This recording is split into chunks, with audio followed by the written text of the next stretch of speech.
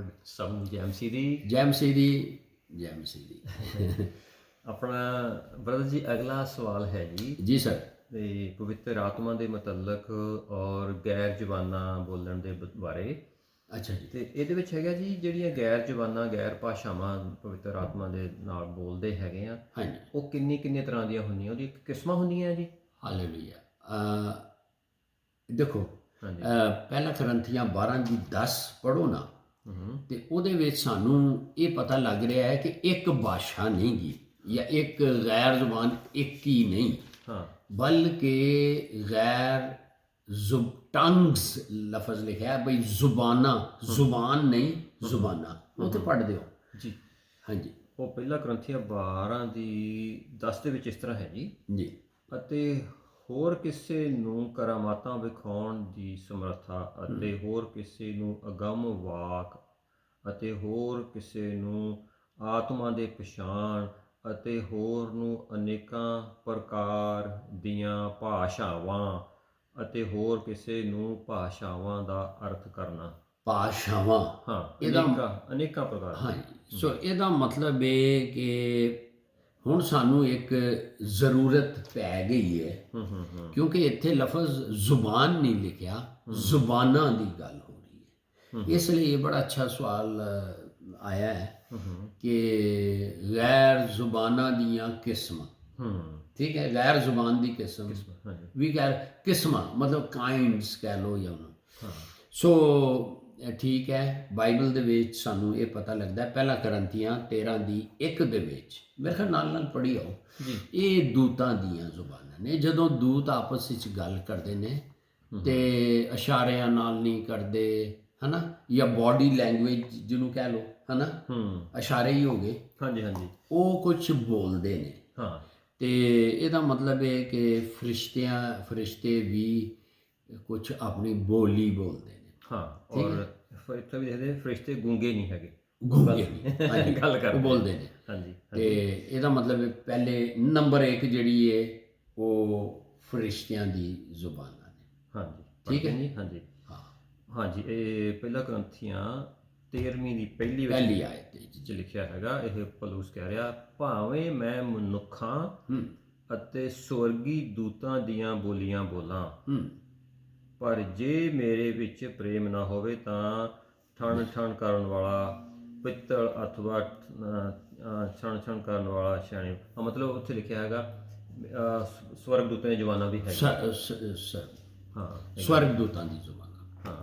Number 2 ਜਿਹੜੀ ਹੈ, ਅਗਰ ਅਸੀਂ ਦੇਖੀਏ, ਜਿਹਦਾ ਇਹ ਪਿਛਲੀ ਸਟੱਡੀ 'ਚ ਵੀ ਬੜਾ ਅੱਛਾ ਜ਼ਿਕਰ ਹੋ ਰਿਹਾ ਸੀ ਕਿ ਉਹਨੂੰ ਕਹਿੰਦੇ ਨੇ ਅਨਬਲੀਵਰਸ ਦੇ ਲਈ ਇੱਕ ਜ਼ੁਬਾਨ ਪਵਿੱਤਰ ਆਤਮਾ ਬੁਲਵਾਉਂਦਾ ਹੈ, ਜਿਹਨੂੰ ਕਹਿ ਲਓ ਡਿਫਰੈਂਟ ਨੇਸ਼ਨਸ ਦੇ ਲਈ। ਹਾਂਜੀ, ਦੁਨੀਆ ਦੀਆਂ ਜ਼ੁਬਾਨਾਂ। ਹਾਂ। ਉਹ ਜਿਹੜਾ ਤੁਹਾਡਾ ਉਹਨੂੰ ਕਰ ਲਓ ਕਿ ਪਹਿਲਾ ਦ ਬੁੱਕ ਆਫ ਐਕਟਸ ਜਾਂ ਚੇਲਿਆਂ ਦੇ ਕਰਤੱਵ ਇਮਾਲ, ਠੀਕ ਹੈ, 2 ਦੀ 4 ਤੋਂ 6 'ਚ ਵੀ ਹੋ ਸਕਦਾ ਹੈ, ਜਾਂ 2 ਦੀ 1 ਤੋਂ 6 'ਚ ਕਰ ਲਓ। ਪਹਿਲੀਆਂ 6 ਆਇਤਾਂ ਦੇ ਵਿੱਚ ਇਹ ਗੱਲ ਈਦ ਪੈਂਤੀ ਕੋਸਟ ਵਾਲੇ ਦਿਨ ਜਦੋਂ 120 ਦੀ ਜਮਾਤ, ਹੈ ਨਾ। ਹਾਂ, 2 ਦੀ 4 ਤੋਂ 6 ਕਿਹਾ ਤੁਸੀਂ, ਕੀ ਕਹਿ ਸਕਦੇ? 2 ਦੀ 1 ਤੋਂ 6। 1 ਤੋਂ 6। ਹਾਂਜੀ ਹਾਂਜੀ ਹਾਂਜੀ ਹਾਂਜੀ। ਇਹ ਉਹ ਜ਼ੁਬਾਨਾਂ ਨੇ ਜਿਹੜੀਆਂ ਬੋਲੀਆਂ ਗਈਆਂ, ਬੋਲਣ ਵਾਲਿਆਂ ਨੂੰ ਨਹੀਂ ਸੀ ਪਤਾ। ਹਾਂ। ਲੇਕਿਨ ਬਾਕੀਆਂ ਨੂੰ, ਇਹ ਜਿਹੜੀ ਪਿਛਲੀ ਸਟੱਡੀ ਦੇਖ ਲਿਆ, ਇਹਦਾ ਮਤਲਬ ਇਹਨੂੰ ਅਸੀਂ ਕਹਿ ਸਕਦੇ ਹਾਂ ਡਿਫਰੈਂਟ ਨੇਸ਼ਨਸ ਦੇ ਲਈ ਵੀ ਪਵਿੱਤਰ ਆਤਮਾ ਜਿਹੜਾ ਵਿਸ਼ਵਾਸੀਆਂ ਕੋਲ ਬੁਲਵਾਉਂਦਾ ਹੈ। ਪਰ ਜਿਹੜੇ ਬੋਲ ਰਹੇ ਹੁੰਦੇ ਨੇ ਉਹਨਾਂ ਲਈ ਤਾਂ ਉਹ ਗੈਰ ਜ਼ੁਬਾਨ ਹੈ। ਬਿਲਕੁਲ। ਲੇਕਿਨ ਬਾਕੀਆਂ ਲਈ ਉਹ, ਜਿਸ ਤਰ੍ਹਾਂ ਤੁਸੀਂ ਬੜੀ ਅੱਛੀ ਦੱਸਿਆ, ਉਹ ਚੀਨੇ ਬੰਦੇ ਦੀ ਗੱਲ, ਚਾਈਨੀਜ਼ ਦੀ, ਇਸੇ ਤਰੀਕੇ ਨਾਲ ਅਸੀਂ ਇਹਦੇ ਵਿੱਚ ਦੇਖਦੇ ਹਾਂ ਕਿ 17-18 ਮਮਾਲਿਕ ਦੇ ਲੋਕ ਸਨ, ਉਹ ਗਲੀਲੀ ਲੋਕ ਸਨ, ਉਹ ਤੇ ਗੈਰ ਭਾਸ਼ਾ 'ਚ ਗੱਲ ਕਰ ਰਹੇ ਸਨ, ਪਰ ਹਰ ਇੱਕ ਨੂੰ ਆਪਣੀ ਆਪਣੀ ਇਸ ਲਈ ਇਹ ਪਵਿੱਤਰ ਆਤਮਾ ਬੁਲਵਾਉਂਦਾ ਹੈ ਵਿਸ਼ਵਾਸੀਆਂ ਕੋਲ, ਪਰ ਸ਼ਾਇਦ ਉਹਨਾਂ ਨੂੰ ਨਾ ਪਤਾ ਹੋਵੇ, ਲੇਕਿਨ ਉਹ ਬੋਲੀ ਆਉਂਦੇ ਨੇ ਬਾਈ ਫੇਥ। ਜਿੰਜ ਪਵਿੱਤਰ ਆਤਮਾ ਨੇ ਉਹਨਾਂ ਨੂੰ ਕੋਈ ਅਲਫਾਜ਼ ਦਿੱਤੇ ਕਿ ਆਹ ਬੋਲੋ, ਹੈ ਨਾ, ਅਲਫਾਜ਼ ਦੇ ਦਿੱਤੇ। ਅਲਫਾਜ਼ ਨੂੰ ਕੀ ਅੱਖਰ ਦਿੱਤੇ, ਉਹਨਾਂ ਨੇ ਬਾਈ ਫੇਥ ਬੋਲਣੇ ਸ਼ੁਰੂ ਕਰ ਦਿੱਤੇ। ਹਾਂ ਤੇ ਉਹ ਬਾਕੀਆਂ ਲਈ ਪੈਗਾਮ ਸੀ। ਇਸ ਲਈ ਨੰਬਰ 2 ਕੀ ਹੋ ਗਿਆ ਜੀ, ਅਨਬਲੀਵਰਸ ਦੇ ਲਈ ਇਹ ਇੱਕ ਸਾਈਨ ਵੀ ਹੈਗਾ, ਸਾਈਨ ਵੀ ਹੈ ਜਿਹੜਾ ਕਿ ਅਸੀਂ ਦੂਸਰਾ ਹਵਾਲਾ ਨਾਲ ਲਿਖ ਲਓ। ਪਹਿਲਾਂ ਕਿਹੜਾ ਲਿਖਿਆ ਸੀ ਸਰ? ਤੇ ਪਹਿਲਾ ਕਰਨ ਆਪਣੇ ਦੂਜੀ ਚੇਲਿਆਂ ਦੇ ਕਰਤੱਵ ਹਾਂ 2 ਦੀ ਦੋ 1 ਤੋਂ 6। 1 ਤੋਂ 6 ਦੀ ਬਜਾਏ ਜੀ ਭਾਵੇਂ 10 12 ਤੱਕ ਕਰ ਲਓ। ਅੱਛਾ ਜੀ, ਫਿਰ ਦੂਸਰਾ ਵੀ ਲਿਖ ਲਓ ਕਿ ਚੇਲਿਆਂ ਦੇ ਕਰਤੱਵ 14 ਦੀ 22 ਆਇਤ, ਹੈ ਨਾ? 14 ਦੀ ਬਈ ਆ ਵਿਸ਼ਵਾਸੀਆਂ ਲਈ ਨਿਸ਼ਾਨ ਹੈ। ਬਈ ਨਿਸ਼ਾਨ ਕੀ ਹੈ? ਗਲੀਲੀ ਲੋਕ ਇਹ ਸਾਡੀ ਬੋਲੀ ਬੋਲ ਰਹੇ ਨੇ, ਤੇ ਅੱਜ ਵੀ ਸ਼ਾਇਦ ਕੋਈ ਉਹ ਜਿਸ ਤਰ੍ਹਾਂ ਦੂਸਰਾ ਐਗਜ਼ਾਮਪਲ ਤੁਸੀਂ ਦੱਸਿਆ ਹੈ ਕਿ ਇਹ ਚਾਈਨੀਜ਼ ਬੰਦਾ, ਚੀਨ ਦੇ ਬੰਦੇ ਨੇ, ਉਹ ਬੰਦਾ ਤੇ ਗੋਰਾ ਸੀਗਾ ਜਾਂ ਕੋਈ ਵੀ ਨੇਸ਼ਨ ਦਾ ਹੋ ਸਕਦਾ, ਉਹ ਗੈਰ ਜ਼ਬਾਨ ਬੋਲ ਰਿਹਾ ਤੇ ਉਹਨੂੰ ਉਹਦੀ ਜ਼ੁਬਾਨ ਵਿੱਚੋਂ ਸਮਝ। ਸੋ ਇਹ ਨੰਬਰ ਦੂਸਰੀ ਜ਼ੁਬਾਨ ਹੈ। ਹੁਣ ਦੇਖ ਲਓ ਜੇ ਪੜ੍ਹਨੀ ਹੈ ਤੁਸੀਂ ਇਹਦੇ ਵਿੱਚ ਹਾਂਜੀ ਆਪਣੇ ਡਿਫਰੈਂਟ ਨੇਸ਼ਨਸ ਜਾਂ ਅਨਬਲੀਵਰਸ ਲਈ ਨਿਸ਼ਾਨ। ਹਾਂਜੀ ਹਾਂਜੀ ਆਪਾਂ ਪੜ੍ਹਦੇ ਜੀ ਚੇਲਿਆਂ ਦੇ ਕਰਤੱਵ 2 ਦੀ ਆਪਾਂ ਜਿਹੜੀ ਪੜ੍ਹ ਦਿੰਦੇ ਹੈਗੇ ਆ 1 ਤੋਂ 6। 1 ਤੋਂ 6 ਅੱਗੇ ਵੈਸੇ ਜਿਸ ਤਰ੍ਹਾਂ ਵੀ ਹੈ ਤੁਹਾਡੀ ਆਪਾਂ ਜਿਹੜੀਆਂ ਲੈਂਗੁਏਜਿਸ ਚੇਲੇ ਆਪਣੇ ਜਦੋਂ ਸਾਰਿਆਂ ਨੂੰ ਇਹ ਪੜ੍ਹੀਏ ਬਹੁਤ ਪੈਂਟੀਕੋਸਟ ਵਾਲੇ ਦਿਨ ਦੀ ਹੈਗੀ ਆ। ਆਪਾਂ ਉਹ ਪੜ੍ਹਦੇ ਨੇ ਹੈਗੇ ਜਿਹੜੀਆਂ ਜਵਾਨਾਂ ਬੋਰ ਲਾਏ ਸੀਗੇ। ਹਾਂਜੀ ਹਾਂਜੀ ਆਪਾਂ 7 ਤੋਂ ਪੜ੍ਹਦੇ ਨੇ 7ਵੀਂ ਵਰਸ। ਤੇ ਹਾਂਜੀ ਚੇਲਿਆਂ ਦੇ ਕਰਤੱਵ 2 ਦੀ 7 ਤੋਂ ਕੁਝ ਪੜ੍ਹਦੇ ਨੇ। ਉਹ ਅਚਰਜ ਰਹਿ ਗਏ ਤੇ ਹੈਰਾਨ ਹੋ ਕੇ ਕਹਿਣ ਲੱਗੇ, ਵੇਖੋ ਇਹ ਸਭ ਜਿਹੜੇ ਬੋਲਦੇ ਹਨ ਕਿ ਗਲੀਲੀ ਨਹੀਂ ਜੀ। ਫਿਰ ਇਹ ਗਲੀਲੀ ਨਹੀਂ ਹੈਗੇ, ਫਿਰ ਕੀਕਰ ਹਰੇਕ ਸਾਡੇ ਵਿੱਚੋਂ ਆਪੋ ਆਪਣੀ ਜਨਮ ਭੂਮੀ ਦੀ ਭਾਖਿਆ ਸੁਣਦਾ ਹੈ। ਅਸੀਂ ਜਿਹੜੇ ਭਾਰਤੀ, ਮੇਥੀ ਅਤੇ ਲਾਮੀ ਹਾਂ ਅਤੇ ਮੈਸੋਪੋਟੇਮੀਆ ਅਤੇ ਯਹੂਦਿਆ ਅਤੇ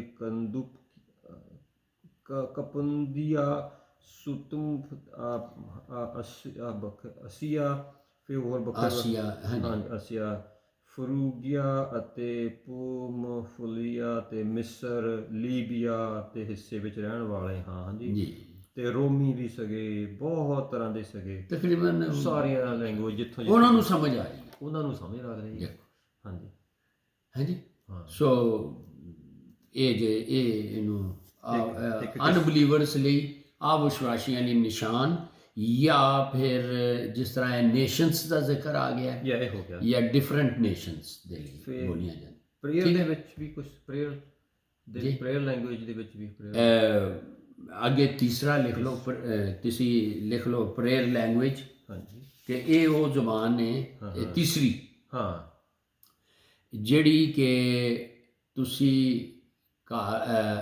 ਡਿਵੋਸ਼ਨਲ ਬੋਲਦੇ ਹੋ, ਯਾਨੀ ਕਿ ਆਪਣੀ ਦੁਆ ਕਰ ਰਹੇ ਹੋ, ਉਹਦੇ ਵਿੱਚ ਤੁਸੀਂ ਬੋਲ ਰਹੇ ਹੋ। ਔਰ ਇਹ ਐਸੀ ਲੈਂਗੁਏਜ ਹੈ ਜਿਹੜੀ ਬੰਦੇ ਨੂੰ ਜਿਹੜਾ ਬੋਲ ਰਿਹਾ ਹੈ ਉਹਨੂੰ ਸਮਝ ਨਹੀਂ ਆਉਂਦੀ ਤੇ ਸਮਝ ਆ ਵੀ ਸਕਦੀ ਹੈ। ਅੱਛਾ, ਹੁਣ ਇੱਕ ਇਹਦਾ ਰੈਫਰੈਂਸ ਹੈ ਕਿ ਇਹਦੇ ਵਿੱਚ ਭੇਤ ਦੀਆਂ ਗੱਲਾਂ ਹੋ ਰਹੀਆਂ ਹੁੰਦੀਆਂ ਨੇ। ਪਵਿੱਤਰ ਆਤਮਾ ਸਾਡੀ ਆਤਮਾ ਨਾਲ ਮਿਲ ਕੇ ਟੂ ਦੀ ਪੁਆਇੰਟ ਡਾਇਰੈਕਟ ਪਿਤਾ ਪਰਮੇਸ਼ਵਰ ਨਾਲ ਕੋਈ ਗੱਲਾਂ ਕਰ ਰਿਹਾ ਹੁੰਦਾ ਹੈ। ਠੀਕ ਹੈ। ਇਹ ਪਹਿਲਾ ਕਰੰਥੀਆਂ 14 ਦੀ ਦੂਸਰੀ ਆਇਤ ਦੇ ਵਿੱਚ ਇਹਨੂੰ ਤੁਸੀਂ ਕਹਿ ਲਓ ਪ੍ਰੇਅਰ ਲੈਂਗੁਏਜ, ਕਿਉਂਕਿ ਇਹ ਗੈਰ ਭਾਸ਼ਾ 'ਚੋਂ ਜਦੋਂ ਬਲੀਵਰ ਘਰ ਹੁੰਦਾ ਹੈ, ਆਪਣੇ ਕਮਰੇ 'ਚ ਹੁੰਦਾ ਹੈ, ਜਾਂ ਉਹਨੇ ਪ੍ਰੇਅਰ ਦੇ ਵਿੱਚ ਉਹ ਬੋਲਦਾ ਰਹਿੰਦਾ। ਠੀਕ ਹੈ। ਹਾਂ ਪੜ੍ਹਨਾ ਹਾਂਜੀ ਪੜ੍ਹਿਆ ਹੈਗਾ ਪਹਿਲਾ ਕਰੰਥੀ 14 ਦੀ 2। ਜਿਹੜਾ ਪਰਾਈਆਂ ਭਾਸ਼ਾ ਬੋਲਦਾ ਹੈ ਮਨੁੱਖਾਂ ਲਈ ਸਗੋਂ ਪਰਮੇਸ਼ਰ ਲਈ ਬੋਲਦਾ, ਇਸ ਲਈ ਕਿ ਕੋਈ ਨਾ ਸਮਝੇ, ਪਰ ਉਹ ਆਤਮਾ ਵਿੱਚ ਭੇਦ ਦੀਆਂ ਗੱਲਾਂ ਠੀਕ ਹੈ ਜੀ। ਅੱਛਾ, ਹੁਣ ਤੀਸਰੀ ਲੈਂਗੁਏਜ ਜਿਹੜੀ ਪਹਿਲੀ ਹੋ ਗਈ, ਦੂਸਰੀ ਹੋ ਗਈ, ਤੀਸਰੀ ਹੈ ਨਾ। ਇਹ ਚੌਥੀ ਲੈਂਗੁਏਜ ਜਿਹੜੀ ਹੈ ਨਾ, ਇਹ ਕਹਿਲਾਉਂਦੀ ਹੈ ਪਬਲਿਕ ਮੀਟਿੰਗ ਜਾਂ ਚਰਚ ਦੇ ਵਿੱਚ ਪਬਲਿਕ ਮੀਟਿੰਗ ਟੂ ਐਡੀਫਾਈ ਚਰਚ, ਮਤਲਬ ਇਹ ਚਰਚ ਵਿੱਚ ਜਦੋਂ ਬੋਲੀ ਜਾਂਦੀ ਹੈ ਤੇ ਚਰਚ ਦੀ ਬੜੋਤੀ ਹੁੰਦੀ ਹੈ। ਹਾਂਜੀ। ਸੋ ਇਹ ਜਿਹੜੀ ਜ਼ੁਬਾਨ ਹੈ ਇਹਦਾ ਤੁਸੀਂ ਲਿਖ ਲਓ, ਰੈਫਰੈਂਸ ਲਿਖ ਲਓ, ਹੈ ਨਾ। ਤੁਸੀਂ ਰੈਫਰੈਂਸ ਲਿਖ ਲਓ ਇਹਦਾ, ਮੈਂ ਇੱਥੋਂ ਦੇਖ ਲਾਂ 1 ਮਿੰਟ।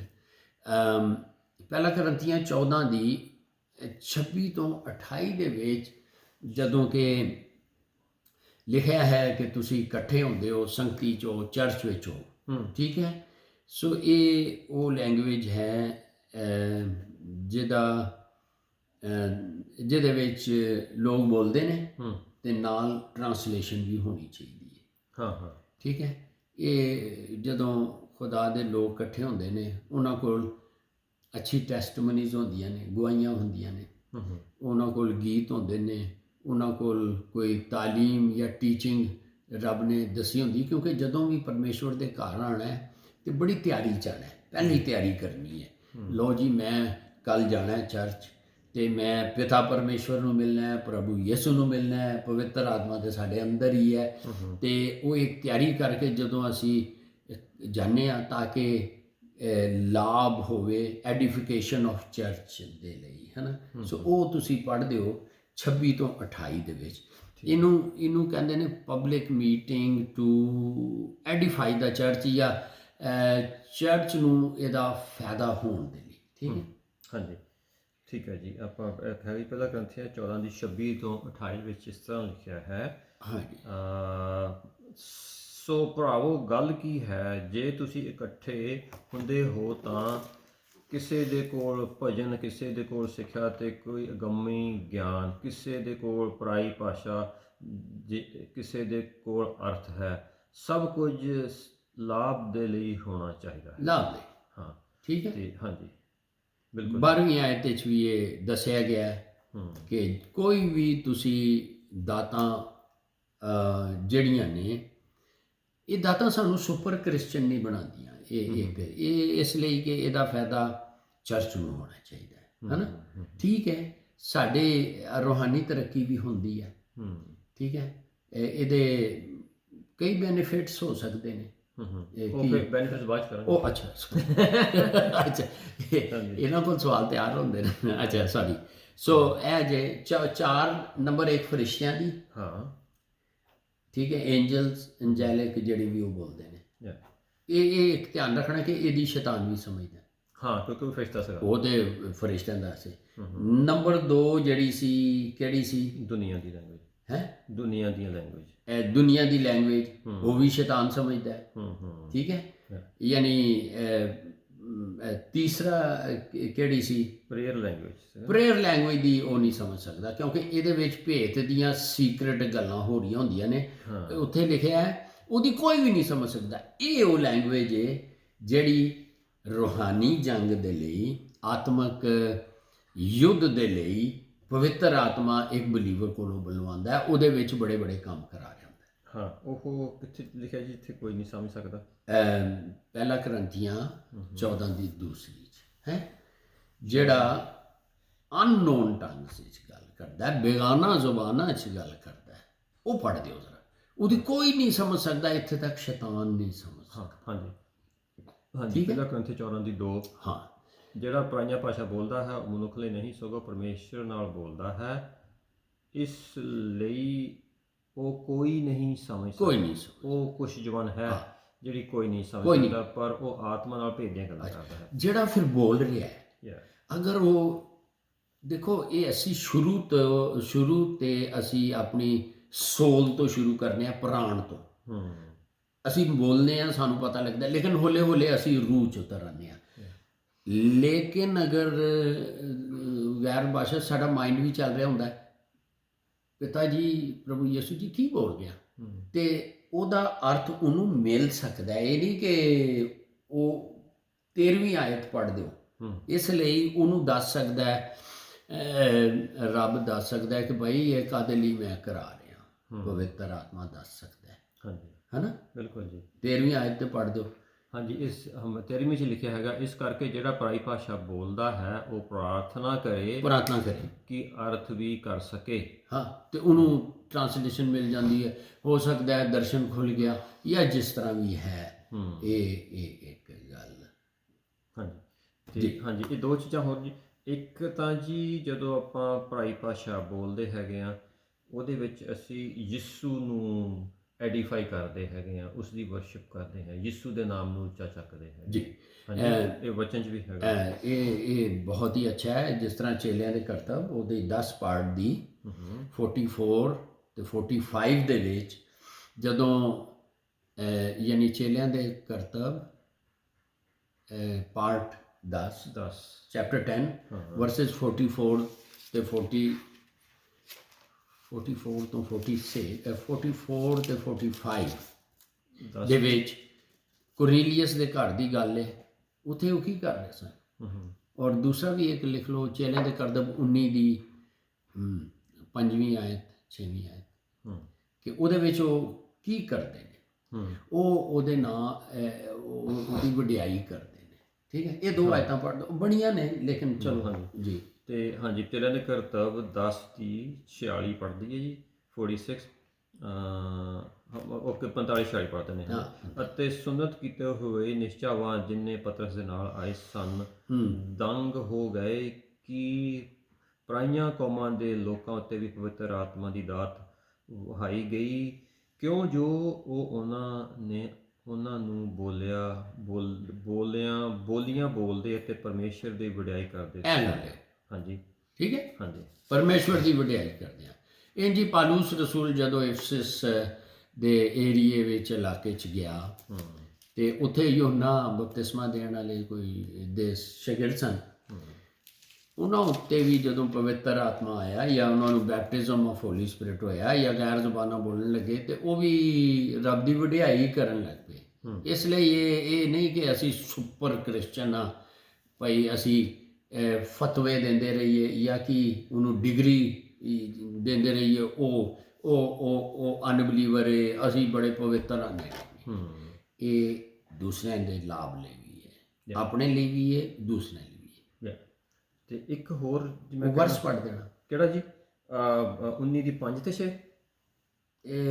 ਹਾਂਜੀ ਹਾਂਜੀ ਹਾਂਜੀ, ਚੇਲਿਆਂ ਦੇ ਕਰਤੱਵ 19 ਦੀ 5 ਤੇ 6 ਦੇ ਵਿੱਚ ਇਸ ਤਰ੍ਹਾਂ ਲਿਖਿਆ ਹੈਗਾ, ਇਹ ਸੁਣ ਕੇ ਉਸਨੇ ਪ੍ਰਭੂ ਯਿਸੂ ਦੇ ਨਾਮ ਦਾ ਬਪਤਿਸਮਾ ਲਿਆ ਅਤੇ ਜੋ ਪੌਲੁਸ ਨੇ ਉਸ ਉੱਤੇ ਹੱਥ ਧਰੇ ਉਹਨਾਂ ਉੱਤੇ, ਹਾਂਜੀ, ਤੇ ਪਵਿੱਤਰ ਆਤਮਾ ਉਹਨਾਂ ਤੇ ਉਤਰਿਆ ਅਤੇ ਉਹ ਬੋਲੀਆਂ ਬੋਲਣ ਅਤੇ ਗਮਵਾਕ ਕਰਨ ਲੱਗੇ। ਠੀਕ ਹੈ, ਹਾਂਜੀ। ਇੱਕ ਹੋਰ ਚੀਜ਼, ਆਪਾਂ ਜਦੋਂ ਗੈਰ ਭਾਸ਼ਾਵਾਂ ਬੋਲਦੇ ਹੈਗੇ ਆ, ਅਸੀਂ ਇੱਕ ਤਰ੍ਹਾਂ ਦਾ ਸਾਡਾ ਸਪਿਰਿਚੁਅਲ ਵਾਰ, ਰੂਹਾਨੀ ਜੰਗ ਕਰ ਰਹੇ ਹੁੰਦੇ ਆ। ਇਸ ਤਰ੍ਹਾਂ ਵੀ ਆਪਾਂ ਕਰ ਸਕਦੇ ਹੈਗੇ ਆ। ਕੋਈ ਸ਼ੈਤਾਨ ਦਾ ਕੋਈ ਪਲਾਨ ਹੈਗਾ, ਕੁਝ ਅਟੈਕ ਕਰ ਰਿਹਾ, ਉਹਦੇ ਖਿਲਾਫ ਅਸੀਂ ਸਪਿਰਿਚੁਅਲੀ ਉਹ ਕਰ ਰਹੇ ਹੈਗੇ ਨਾ। ਸ਼ਾਇਦ ਤੁਸੀਂ ਕਵਰ ਦੇਖੋ, ਇਹ ਜਦੋਂ ਅਸੀਂ ਇਫਸੀਆਂ 6 ਦੀ 12 ਦੇ ਵਿੱਚ ਅਸੀਂ ਦੇਖਦੇ ਹਾਂ ਨਾ ਕਿ ਉੱਥੇ ਦੱਸਿਆ ਹੈ ਕਿ ਸਾਡਾ ਯੁੱਧ, ਸਾਡੀ ਜਿਹੜੀ ਰੈਸਲਿੰਗ ਹੈ, ਸਾਡੀ ਕੁਸ਼ਤੀ ਜਿਹੜੀ ਹੈ, ਉਹ ਸ਼ੈਤਾਨ, ਅਬਲੀਸ ਤੇ ਉਹਦੀ ਭੈੜੀ ਆਤਮਾਵਾਂ ਨਾਲ ਜਿਹੜੀ ਸਵਰਗ ਮਕਾਮਾਂ ਤੇ ਨੇ। ਹਾਂ, ਪੜ੍ਹਦੀ ਹੈ, ਪੜ੍ਹਦੀ। ਹਾਂਜੀ, 6 ਦੀ 12 ਦੇ ਵਿੱਚ ਇਸ ਤਰ੍ਹਾਂ ਲਿਖਿਆ ਹੈ ਇਫਸੀਆਂ, ਕਿਉਂ ਜੋ ਸਾਡੀ ਲੜਾਈ ਲਹੂ ਅਤੇ ਮਾਸ ਨਾਲ ਨਹੀਂ, ਤੇ ਅਸੀਂ ਲਹੂ ਦੇ ਮਾਸ ਨਾਲ ਨਹੀਂ ਲੜਨਾ। ਹਾਂਜੀ, ਸਗੋਂ ਹਕੂਮਤਾਂ, ਇਖਤਿਆਰਾਂ ਅਤੇ ਇਸ ਅੰਧਕੋਰ ਦੇ ਮਹਾਰਾਜਿਆਂ ਅਤੇ ਦੁਸ਼ਟ ਆਤਮਾਵਾਂ ਨਾਲ ਹੁੰਦੀ ਹੈ ਜੋ ਸਵਰਗੀ ਥਾਵਾਂ ਵਿੱਚ ਹਨ। 10 ਆਇਤ ਤੋਂ ਪੜ੍ਹ ਦਿਓ, ਜਿਹਦੇ ਵਿੱਚ ਪਾਲੂਸ ਰਸੂਲ ਦੱਸ ਰਿਹਾ ਕਿ ਕਿਸ ਤਰ੍ਹਾਂ ਉਹਨੂੰ ਇੰਸਟਰਕਸ਼ਨ ਮਿਲੀ ਹੈ ਕਿ ਲੋਕਾਂ ਤੱਕ ਪਹੁੰਚਾਓ। ਹਾਂ, ਕਿਹੜੀ? ਪਹਿਲਾ ਕਰੰਥੀਆਂ 6 ਦੀ 10 ਤੇ ਹੋ ਗਈ। ਨਹੀਂ, ਅਫੀਜ਼ਨ। ਹਾਂ, ਅਫੀਜ਼ੀਆਂ ਮੈਂ ਬੋਲਣ ਚ ਕਹਿ ਗਿਆ। ਉਹ ਨਹੀਂ, ਕੋਈ ਹਾਂਜੀ, ਹਾਂ, ਇਫਸੀਆਂ 6 ਦੀ 10 11 10-11। ਮੁੱਕਦੀ ਗੱਲ ਪ੍ਰਭੂ ਵਿੱਚ ਅਤੇ ਉਹਦੀ ਸ਼ਕਤੀ ਦੇ ਪਰਾਕਰਮ ਵਿੱਚ ਤਕੜੇ ਹੋਵੋ। ਹਾਂ, ਪਰਮੇਸ਼ਰ ਦੇ ਸਾਰੇ ਸ਼ਸਤਰ ਬਸਤਰ ਧਾਰੋ ਤਾਂ ਜੋ ਤੁਸੀਂ ਸ਼ੈਤਾਨ ਦੇ ਛਲ ਛਿਦਰਾਂ ਦੇ ਸਾਹਮਣੇ ਖਲੋ ਸਕੋ।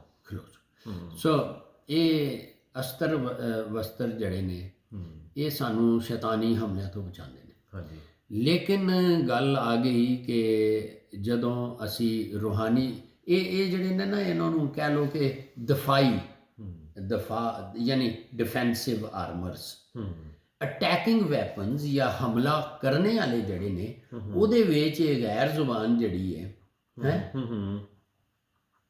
ਤੇ ਪ੍ਰਭੂ ਦਾ ਵਚਨ ਮਿਲ ਕੇ ਉਹ ਸ਼ੈਤਾਨ ਦੇ ਖਿਲਾਫ ਅਸੀਂ ਇੱਕ ਜੰਗ ਕਰਨੇ ਆ, ਜਿਹਦਾ ਜ਼ਿਕਰ ਦੂਸਰਾ ਗ੍ਰੰਥੀਆਂ 10 ਦੀ 3 ਤੋਂ 5 ਵਿੱਚ ਭਈ ਸਾਡੇ ਲੜਾਈ ਦੇ ਹਥਿਆਰ ਇਹ ਦੁਨਿਆਵੀ ਨਹੀਂ ਨੇ, ਹੈ ਨਾ। ਮਸਲਨ ਜਿਸ ਤਰ੍ਹਾਂ ਦੁਨੀਆ ਲੜਦੀ ਹੈ ਜਿਹੜੇ ਵੀ ਤਰੀਕਿਆਂ ਨਾਲ, ਡਾਂਗਾਂ ਨਾਲ, ਛੋਟਿਆਂ ਨਾਲ, ਛੁਰੀਆਂ ਨਾਲ ਜਾਂ ਪਿਸਤੌਲਾਂ ਨਾਲ ਜਾਂ ਗੰਨਾਂ ਨਾਲ ਨਹੀਂ। ਇਹ ਅਸੀਂ ਜਦੋਂ ਸ਼ੈਤਾਨ ਦੇ ਕਿਲਿਆਂ ਨੂੰ ਢਾਉਂਦੇ ਹਾਂ ਨਾ ਪਵਿੱਤਰ ਆਤਮਾ ਦੀ ਅਗਵਾਈ ਦੇ ਵਿੱਚ, ਤੇ ਇਹ ਫਿਰ ਇਹ ਇੱਕ ਵੈਪਨ ਹੈ। ਕਿਹੜਾ? ਇਹ ਜਿਹੜੀ ਗੈਰ ਭਾਸ਼ਾ, ਉੱਥੇ ਉਹ ਬੁਲਵਾ ਕੇ ਤੇ ਸ਼ੈਤਾਨ ਦੇ ਜਿੰਨੇ ਪਲਾਨ ਨੇ ਉਹ ਪਵਿੱਤਰ ਆਤਮਾ ਦਾ ਵੀ ਨੈਟਵਰਕ ਹੈ ਬਲੀਵਰਸ ਵਿੱਚ। ਹੁਣ ਕੋਈ ਬੰਦਾ ਜਾਪਾਨ ਵਿੱਚ ਬੈਠਾ, ਕੋਈ ਅਮਰੀਕਾ 'ਚ ਬੈਠਾ, ਕੋਈ ਦੁਨੀਆ ਦੇ ਇੰਡੀਆ 'ਚ, ਪਾਕਿਸਤਾਨ 'ਚ, ਕਿਧਰੇ ਵੀ ਅਫਰੀਕਾ 'ਚ, ਉਹਦਾ ਨੈਟਵਰਕ ਹੈ ਤੇ ਉਹ ਹਰ ਇੱਕ ਜਗ੍ਹਾ ਤੋਂ ਸੇਮ ਇਸੇ ਪ੍ਰੋਜੈਕਟ ਲਈ ਉਹਨਾਂ ਕੋਲੋਂ ਬੁਲਵਾਏਗਾ ਤਾਂ ਕਿ ਐਂਟੀ ਮਿਜ਼ਾਈਲ ਜਿਹੜੇ ਨੇ ਉਹ ਉਹਦੇ ਨਾਲ ਸ਼ੈਤਾਨ ਦਾ ਜਿਹੜਾ ਪਲਾਨ ਹੈ ਉਹ ਖਤਮ ਕਰੇ। ਬਿਲਕੁਲ ਤੁਸੀਂ ਠੀਕ ਕਹਿ ਰਹੇ ਹੋ, ਕਿਉਂਕਿ ਇਹ ਪਲਾਨ ਦੇਖੋ ਨਾ, ਜੇ ਅਸੀਂ ਉਹ ਲੈਂਗੁਏਜ 'ਚ ਬੋਲਨੇ ਆ ਤੇ ਸ਼ੈਤਾਨ ਨੂੰ ਸਮਝ ਆਉਂਦੀ ਹੈ ਬਾਕੀਆਂ, ਔਰ ਇਸੇ ਤਰੀਕੇ ਨਾਲ ਜਦੋਂ ਅਸੀਂ ਉਹ ਭਾਸ਼ਾ ਬੋਲਨੇ ਆ ਜਿਹਦੀ ਕੋਈ ਵੀ ਨਹੀਂ ਸਮਝ ਸਕਦਾ, ਉੱਥੇ ਇਹ ਸਾਡਾ ਪਲਾਨ ਜਿਹੜਾ ਹੈ ਉਹ ਆਰਮੀ ਵਾਲੇ ਬੈਠੇ ਤੇ ਜੇ ਇਹਨਾਂ ਦੇ ਕੋਡ ਵਰਡ, ਹਾਂਜੀ ਕੋਡ ਵਰਡ ਹੁੰਦੇ ਨੇ ਨਾ, ਤੇ ਉਹ ਕੋਡ ਵਰਡ ਨਹੀਂ ਸਮਝ ਆਉਂਦੇ ਕਿਸੇ ਨੂੰ, ਉਹ ਆਪਸ ਵਿੱਚ ਇਹ ਇੱਕ ਐਸੀ ਭਾਸ਼ਾ ਵੇ ਜਿਹੜੀ ਸ਼ੈਤਾਨ ਨੂੰ ਹੀ ਨਹੀਂ ਸਮਝ, ਉਹ ਇਸ ਲਈ ਉਹਨੂੰ ਅਸੀਂ ਮਾਰ ਸਕਦੇ। ਤੇ ਜੇ ਦੁਸ਼ਮਣ ਨੂੰ ਪਹਿਲੇ ਹੀ ਪਤਾ ਲੱਗ ਗਿਆ, ਮਸਲਨ ਅਸੀਂ ਇੱਥੇ ਬੈਠੇ ਹਾਂ, ਅਸੀਂ ਹੁਣ ਕਿਧਰੇ ਜਾਣਾ ਤੇ ਦੁਸ਼ਮਣ, ਅਸੀਂ ਉਹ ਲੈਂਗੁਏਜ ਬੋਲ ਰਹੇ ਹਾਂ ਜਿਹੜੇ ਦੁਸ਼ਮਣ ਨੂੰ ਸਮਝ ਆ ਰਹੀ, ਉਹਨੇ ਤੇ ਪਹਿਲੇ ਹੀ ਪਲਾਨ ਬਣਾ ਲੈਣਾ। ਸੋ ਲਿਹਾਜ਼ਾ ਰੱਬ ਦੀਆਂ ਰੱਬ ਹੀ ਜਾਣੇ, ਇਸ ਲਈ ਇਹ ਦਾਤਾਂ ਦਿੱਤੀਆਂ ਗਈਆਂ ਨੇ ਮਨੁੱਖਾਂ ਨੂੰ, ਇਨਸਾਨਾਂ ਨੂੰ, ਤਾਂ ਕਿ ਉਹ ਸ਼ੈਤਾਨ ਦੇ ਕੀ ਸੀ ਇਫਸੀਆਂ 6 ਦੀ 10 11 ਆਏ ਤੇ ਉਹਦੇ ਜਿਹੜੇ ਤੀਰ ਨੇ ਉਹਦੇ ਮੁਕਾਬਲੇ 'ਚ ਅਸੀਂ ਖਲੋ ਸਕੇ। ਇਹ ਵੀ ਇੱਕ ਗੈਰ ਭਾਸ਼ਾ, ਇਹ ਇੱਕ ਕਿਹੜੀ ਪਹਿਲਾ ਗ੍ਰੰਥੀਆਂ 14 ਦੀ 2 ਜਿਹੜੀ ਹੈ ਜਿਹਦੀ ਕੋਈ ਵੀ ਨਹੀਂ ਸਮਝ ਸਕਦਾ, ਇਹ ਇੱਕ ਬਹੁਤ ਅੱਛੀ ਗੱਲ ਕੀਤੀ, ਇੱਕ ਵੈਪਨ ਹੈ। ਇਹਦੇ ਨਾਲ ਅਸੀਂ ਹੋਰ ਪਲੈਨਟਸ ਵਿੱਚ ਵੀ ਬੜੇ ਕੰਮ ਨੇ ਉਹ ਕਰਨੇ ਆ। ਹੁਣ ਇਹ ਕਿੰਝ ਪਤਾ ਲੱਗੇਗਾ? ਇਹ ਉਹਨੂੰ ਹੀ ਪਤਾ ਹੈ, ਪਾਕ ਰੂਹ ਖੁਦਾ ਨੂੰ, ਕਿਉਂਕਿ ਉਹਨੇ ਹੀ ਸਾਨੂੰ ਉਭਾਰਨਾ ਹੈ। ਠੀਕ ਹੈ, ਅਸੀਂ ਆਪਣੀ ਪ੍ਰਾਣ ਜਾਂ ਅਕਲ ਤੋਂ ਸ਼ੁਰੂ ਕਰਨਾ ਹੈ, ਲੇਕਿਨ ਹੌਲੇ ਹੌਲੇ ਅਸੀਂ ਰੂਹ 'ਚ ਉਤਰ ਜਾਂਦੇ ਹਾਂ। ਇੱਕ ਤੁਸੀਂ ਟੈਸਟ ਮੈਨੂੰ ਦੱਸਦੇ ਹੁੰਦੇ ਸੀਗੇ ਜੀ, ਕੋਈ ਪਲੇਨ 'ਚ ਜਾ ਰਿਹਾ ਸੀਗਾ ਜੀ ਖਾਦਮ, ਤੇ ਉਹਦੇ ਖਿਲਾਫ ਸ਼ੈਤਾਨ ਨੇ ਕੁਝ ਮਨਸੂਬਾ ਬਣਾਇਆ ਸੀ। ਹਾਂਜੀ, ਇਸ ਤਰ੍ਹਾਂ ਹੈ ਕਿ ਇਹ ਹੁਣ ਵੀ ਪਲੇਨ ਵਿੱਚ ਜਾਂ ਜਹਾਜ਼ ਵਿੱਚ ਜਾਂ ਕਿਧਰੇ ਵੀ ਜਦੋਂ ਤੁਸੀਂ ਆਪਣੇ ਆਪ ਨੂੰ ਅਧੀਨ ਕਰ ਦਿੰਦੇ ਹੋ ਪਾਕ ਰੂਹ, ਦੇਖੋ ਪਾਕ ਰੂਹ ਸਾਡੇ ਤੇ ਕਬਜ਼ਾ ਨਹੀਂ ਕਰਦਾ। ਪਾਕ ਰੂਹ ਇਜ਼ ਵੈਰੀ ਜੈਂਟਲ, ਉਹ ਸਾਡੀ ਮਦਦ ਕਰਦਾ ਹੈ। ਮਸਲਨ ਅਸੀਂ ਜੋ ਚਾਹਾਂਗੇ ਉਹ ਸਾਡੇ ਨਾਲ ਕੰਫਰਟਰ ਹੈ, ਮਦਦ ਕਰੇਗਾ। ਇਹ ਨਹੀਂ ਕਬਜ਼ਾ ਸ਼ੈਤਾਨ ਦੀਆਂ ਭੈੜੀ ਆਤਮਾਵਾਂ ਕਰਦੀਆਂ ਨੇ ਨਾ, ਕਬਜ਼ਾ ਕਰ ਲਿਆ। ਪਾਕ ਰੂਹ ਖੁਦਾਵੰਦ ਸਾਡੇ ਕੀ ਕਹਿੰਦੇ ਨੇ ਮਦਦ ਕਰਦਾ ਹੈ, ਜੋ ਮਦਦ ਸਾਨੂੰ ਚਾਹੀਦੀ ਹੈ। ਸੋ ਉਹ ਇਹ ਹੁੰਦਾ ਹੈ ਕਿ ਫਿਰ ਪਾਕ ਰੂਹ ਨੂੰ ਇਹ ਹੁੰਦਾ ਹੈ ਕਿ ਸਾਡੇ ਕੋਲੋਂ ਦੁਆ ਕਰਾਉਂਦਾ ਹੈ। ਇਸੇ ਤਰੀਕੇ ਨਾਲ ਇਹ ਖਾਦਮ ਦੀ ਮੈਂ ਨਾ ਸੋਚ ਰਿਹਾ ਸਾਂ, ਉਹ ਕਹਿ ਰਿਹਾ ਸੀ ਕਿ ਮੈਂ ਜਹਾਜ਼ ਵਿੱਚ ਜਾ ਰਿਹਾ ਤੇ ਮੈਂ ਦੇਖਿਆ ਕਿ ਇੱਕ ਇਲਾਕੇ ਦੇ ਵਿੱਚ ਬੜਾ ਅਮਨ ਹੈ ਰੂਹ 'ਚ, ਤੇ ਮੈਂ ਕਿਹਾ ਇਹ ਕੀ ਗੱਲ ਹੈ? ਉਹ ਇੱਕਦਮ 에ਅਰ ਹੋਸਟਸ ਨੂੰ ਬੁਲਾ ਕੇ ਕਹਿੰਦਾ ਹੈ ਇਹ ਕਿਹੜੇ ਇਲਾਕੇ 'ਚੋਂ ਗੁਜ਼ਰ ਰਹੇ ਆ? ਉਹ ਕੋਈ ਬੋਲੀਵੀਆ ਦਾ ਏਰੀਆ ਸੀ। ਉੱਥੇ ਇੱਕ ਖਾਦਮ ਜਿਹੜਾ ਸੀ ਉਹ ਕਰੂਸੇਡ ਕਰ ਰਿਹਾ ਸੀ, ਮਤਲਬ ਹੈ, ਲੇਕਿਨ ਉਹਨੇ ਕਿਹਾ ਇੱਥੇ ਬੜਾ ਅਮਨ ਨੇ, ਇਹ ਕੀ ਵਜ੍ਹਾ ਹੈ? ਉਹਨੇ ਪਤਾ ਕਰਾਇਆ ਤੇ ਉਹ ਫੋਨ ਕਰ ਕੇ ਜਦੋਂ ਕਿ ਬਈ ਉੱਥੇ ਕੌਣ ਸੀ, ਉੱਥੇ ਖਾਦਮ ਸੀ ਜਿਹੜਾ ਕੀ ਕਹਿੰਦੇ ਨੇ ਕਿ ਜਿਹੜਾ ਜਿਹਦਾ ਉੱਥੇ ਕਰੂਸੇਡ ਸੀ। ਕਰੂਸੇਡ ਮਤਲਬ ਬਹੁਤ ਵੱਡਾ, ਮਤਲਬ ਉਹਦੀ ਮੀਟਿੰਗ ਸੀਗੀ। ਹਾਂਜੀ, ਉਹਨੇ ਉਹਨੂੰ ਕਿਹਾ ਕੀ ਗੱਲ ਹੈ? ਖਾਦਮਾਂ ਦੇ ਮਤਲਬ ਇੱਕ ਕੋਈ ਪੇਟੀ ਭਰਾ ਹੁੰਦੇ ਨੇ। ਉਹਨੂੰ ਕਹਿਣ ਲੱਗਾ ਕੀ ਗੱਲ ਹੈ? ਇੱਥੇ ਬੜਾ ਅਮਨ ਸੀ। ਉਹਨੇ ਕਿਹਾ ਗੱਲ ਇਹ ਹੈ, ਸਾਡੀ ਟੀਮ ਜਿਹੜੀ ਹੈ ਉਹ ਜਦੋਂ ਅਸੀਂ ਕੋਈ ਕੰਮ ਕਰਨ ਲੱਗਨੇ ਆ, ਅਸੀਂ ਉਸ ਏਰੀਆ ਦਾ ਜਿਹੜਾ ਗਵਰਨਰ ਹੈ, ਸ਼ੈਤਾਨ ਦੇ ਗਵਰਨਰ, ਜਿਸ ਤਰ੍ਹਾਂ ਕਿ ਡੈਨੀਅਲ ਦੇ ਵਿੱਚ ਉਹਦੀ ਵੀ ਦੁਆ ਰੁਕ ਗਈ ਸੀ, ਉਹ ਕਹਿੰਦਾ ਅਸੀਂ ਉਹਦੀ ਪਾਵਰ ਨੂੰ ਗੈਰ ਜ਼ੁਬਾਨ ਬੋਲ ਕੇ, ਯਾਨੀ ਉਸ ਲੈਂਗੁਏਜ ਵਿੱਚ ਬੋਲ ਕੇ ਉਹਨਾਂ ਦੀ ਪਾਵਰਸ ਨੂੰ ਅਸੀਂ ਸਸਪੈਂਡ ਕਰ ਦਿੰਦੇ ਹਾਂ। ਠੀਕ ਹੈ। ਔਰ ਇਸੇ ਤਰੀਕੇ ਨਾਲ ਫਿਰ ਉਹਨੂੰ ਦੱਸਿਆ ਕਿ ਬਾਜ਼ ਕਾਤ ਅਸੀਂ ਪ੍ਰੇਅਰ ਕਰਨੇ ਆ ਤੇ ਸਾਨੂੰ ਇੱਕ ਵਾਰੀ ਰੱਬ ਨੇ ਦਿਖਾਇਆ ਕਿ ਇੱਕ ਜਹਾਜ਼ ਜਾ ਰਿਹਾ, ਉਹਦੇ 'ਚ ਖੁਦਾ ਦਾ ਖਾਦਮ ਸੀ ਤੇ ਸ਼ੈਤਾਨ ਦਾ ਇਹ ਪਲਾਨ ਸੀ ਕਿ ਖ਼ਤਮ ਕਰੀਏ, ਤੇ ਇਹਨਾਂ ਕੋਲੋਂ ਗੈਰ ਭਾਸ਼ਾ ਦੁਆ ਕਰਵਾਉਣੀ ਸ਼ੁਰੂ ਕੀਤੀ ਔਰ ਉਹ ਐਂਟੀ ਮਿਜ਼ਾਈਲ ਦੇ ਤੌਰ 'ਤੇ ਉਹ ਸ਼ੈਤਾਨ ਦਾ ਪਲਾਨ ਕੈਂਸਲ ਹੋ ਗਿਆ। ਬਾਜ਼ ਕਾਤ ਖੁਦਾ ਦੱਸ ਦਿੰਦਾ ਹੈ। ਇਸੇ ਲਈ ਉਹ ਲਿਖਿਆ ਹੈ ਪਹਿਲਾ ਕਰੰਥੀਆਂ 14:12 ਦੇ ਵਿੱਚ ਵੀ 13 'ਚ ਕਿ ਉਹ ਟਰਾਂਸਲੇਸ਼ਨ ਵੀ ਮਿਲ ਜਾਂਦੀ। ਸੋ ਗੱਲ ਇਹ ਕਰਨੇ ਦੀ ਹੈ, ਅਸੀਂ ਆ ਖਾਲੀ ਵੈਸਲ। ਸੋ ਜਿਸ ਤਰ੍ਹਾਂ ਪਾਕ ਰੂਹ ਖੁਦਾਵੰਦ ਨੂੰ ਅਸੀਂ ਕਹਿੰਦੇ ਹਾਂ ਮਦਦ ਕਰ, ਉਹ ਉਨੀ ਕਰਦਾ ਹੈ। ਠੀਕ ਹੈ। ਉਹ ਨਹੀਂ ਸਾਡੇ ਤੇ ਕਬਜ਼ਾ ਨਹੀਂ ਕਰਦਾ, ਸਾਡੀ ਜਿੰਨੀ ਮਦਦ ਮੰਗਦੇ ਆ। ਤੇ ਇਹ ਬੜੀ ਖੂਬਸੂਰਤ ਗੱਲ ਹੈ। ਇਹ ਇੱਕ ਅਟੈਕਿੰਗ ਵੈਪਨ ਵੀ ਹੈ, ਔਰ ਅਟੈਕਿੰਗ ਵੀ ਔਰ ਡਿਫੈਂਸਿਵ ਵੀ ਕਹਿ ਸਕਦੇ ਹਾਂ। ਸਾਡੇ ਲਈ ਡਿਫੈਂਸਿਵ ਸ਼ੈਤਾਨ ਦੇ ਅਟੈਕ ਹੈ। ਹਾਂ, ਜਿਹੜਾ ਜਦੋਂ ਅਸੀਂ ਇਹ ਅੱਗੇ 13 ਤੋਂ 17 ਆਇਤਾਂ ਪੜ੍ਹਨੇ ਆ ਇਫਸੀਆਂ 6 ਦੀ, ਤੇ ਇਹਦੇ ਵਿੱਚ ਜਿਹੜੀ ਦੋ-ਧਾਰੀ ਤਲਵਾਰ ਹੈ, ਡਬਲ ਐਜ ਸੋਰਡ, ਇਹ ਅਟੈਕਿੰਗ ਵੀ ਹੈ, ਇਹ ਡਿਫੈਂਸਿਵ ਵੀ ਹੈ। ਤੇ ਇਹ ਪ੍ਰਭੂ ਦਾ ਵਚਨ ਨੂੰ ਉਹਦੇ ਨਾਲ ਦਰਸਾਇਆ ਗਿਆ। ਸੋ ਇਹ ਦੁਆ ਤੇ ਪ੍ਰਭੂ ਦਾ ਵਚਨ ਮਿਲ ਕੇ ਸ਼ੈਤਾਨ ਦੇ ਖਿਲਾਫ ਇੱਕ ਇਹੋ ਜਿਹਾ ਹਥਿਆਰ ਬਣਦਾ ਹੈ। ਔਰ ਇਹ ਤੁਸੀਂ ਕਿਸੇ ਵੀ ਕੰਟੀਨੈਂਟ 'ਚ ਬੈਠੇ ਹੋ, ਮਤਲਬ ਕਿਸੇ ਕੰਟਰੀ 'ਚ ਬੈਠੇ ਹੋ, ਦੁਨੀਆ ਦੇ ਹਰ ਕੋਨੇ ਉੱਤੇ ਇਹ ਜਦੋਂ ਰੂਹ ਵਿੱਚ ਬੋਲਿਆ ਜਾਂਦਾ ਹੈ, ਪਾਕ ਰੂਹ ਦੀ ਗਾਈਡੈਂਸ ਵਿੱਚ, ਇਹ ਉੱਥੇ ਜਾ ਕੇ ਕੰਮ ਕਰਦਾ ਹੈ ਔਰ ਸ਼ੈਤਾਨ ਦੇ ਕੰਮਾਂ ਨੂੰ ਤਬਾਹ ਕਰ ਦਿੰਦਾ ਹੈ। ਹਾਂ, ਬਿਲਕੁਲ ਜੀ।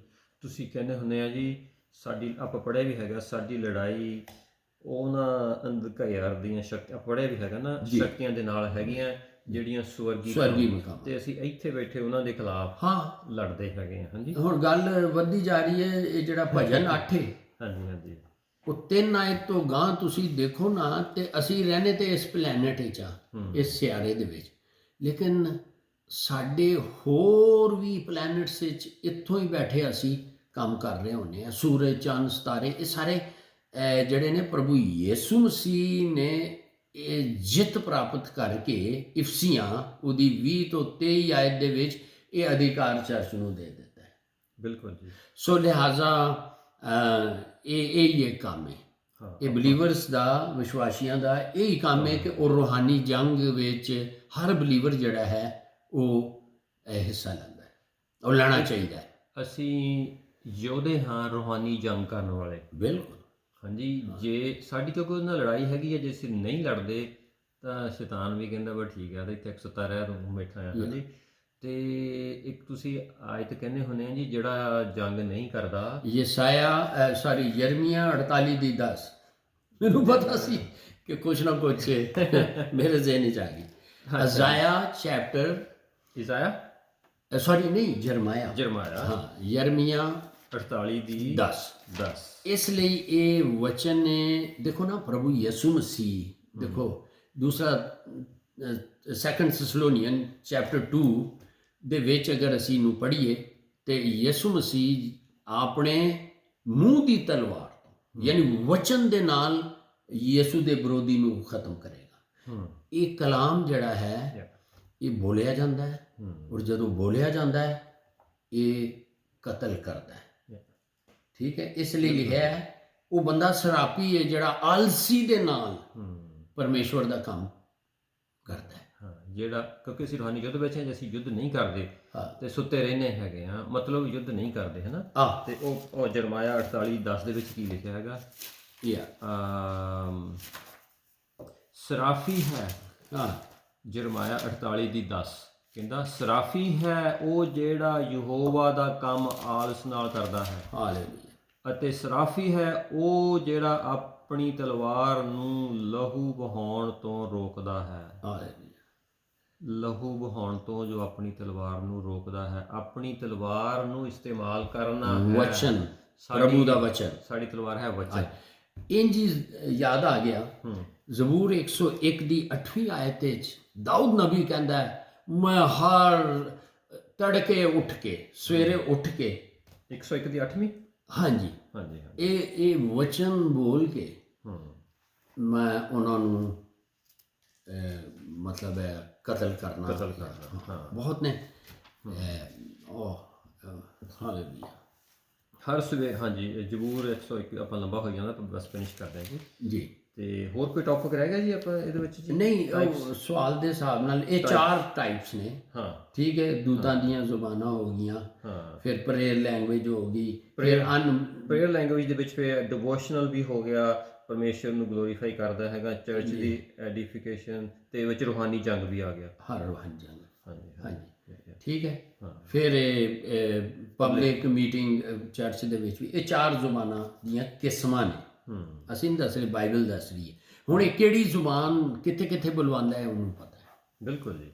ਠੀਕ ਹੈ। ਹਾਂ। ਸੋ ਦਾਊਦ ਦਾ ਵੀ ਇੱਕ ਦੇਖ ਲਓ, ਉਹ ਵੀ ਕਹਿੰਦਾ ਮੈਂ ਸਵੇਰੇ ਉੱਠ ਕੇ ਮਤਲਬ ਦੁਆ ਦੇ ਵਿੱਚ ਤੜਕੇ ਮੈਂ ਤੈਨੂੰ ਢੂੰਡਾਂ।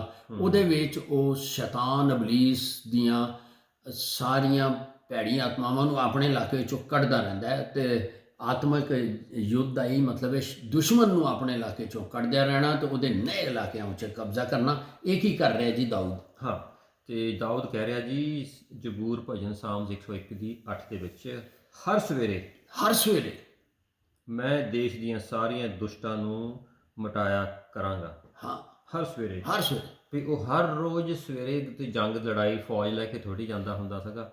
ਤੇ ਆਹ ਜਿਹੜਾ ਪ੍ਰੇਅਰ ਦੇ ਵਿੱਚ ਵਚਨ ਬੋਲ ਕੇ ਇੱਕ ਗੱਲ ਯਾਦ ਰੱਖੋ, ਇਹ ਰੂਹਾਨੀ ਯੁੱਧ ਹੈ। ਹਮਲਾ ਕਰਨੇ ਜਿਹੜਾ ਪਹਿਲ ਕਰ ਗਿਆ ਨਾ ਉਹ ਫਿਰ ਦੂਜੇ ਨੂੰ ਹੁੰਦਾ। ਇਸ ਲਈ ਸਵੇਰੇ ਹੀ ਉਹਨਾਂ ਨੂੰ ਆਪਣੇ ਇਲਾਕੇ ਚੋਂ ਕੱਢਦੇ ਰਹੋ ਸ਼ੈਤਾਨ ਇਬਲੀਸ ਦੇ ਵਚਨ ਬੋਲ ਕੇ। ਹਾਂਜੀ, ਫਿਰ ਕੀ ਲਿਖਿਆ, ਤਾਂ ਜੋ ਯਹੋਵਾ ਦੇ ਸ਼ਹਿਰ ਵਿੱਚੋਂ ਸਾਰੇ ਕੁਕਰਮੀਆਂ ਦਾ ਨਾਸ਼ ਕਰ ਦੇਵਾਂ। ਹਾਂ, ਆਪਣੇ ਲਈ, ਆਪਣੇ ਫੈਮਿਲੀ ਲਈ, ਆਪਣੇ ਚਰਚ ਲਈ, ਆਪਣੀ ਨੇਸ਼ਨਸ ਦੇ ਵਿੱਚ ਇਹ ਲੋਕ ਕਹਿੰਦੇ ਨੇ ਸ਼ੈਤਾਨ ਦੀਆਂ ਭੈੜੀ ਆਤਮਾਵਾਂ ਨੂੰ ਯਿਸੂ ਮਸੀਹ ਦੇ ਨਾਂ 'ਚ ਨਿਕਲ ਜਾਓ। ਹਾਂ ਬਿਲਕੁਲ ਜੀ। ਠੀਕ ਹੈ, ਉਹਨਾਂ ਨੂੰ ਅਸੀਂ ਕੱਢਣਾ ਪੈਂਦਾ ਹੈ। ਔਰ ਇਹ ਹਰ ਵੇਲੇ ਦਾ ਕੰਮ ਹੈ। ਹਾਂ, ਇਹ ਨਹੀਂ ਜੇ ਬਿਲਕੁਲ ਠੀਕ ਹੈ। ਸੌਰੀ। ਹਾਂ ਠੀਕ ਹੈ ਜੀ, ਬਿਲਕੁਲ। ਹਾਲੇ ਆਪਾਂ ਇੱਥੇ ਫਿਨਿਸ਼ ਕਰੀਏ ਜੀ। ਹਾਂਜੀ।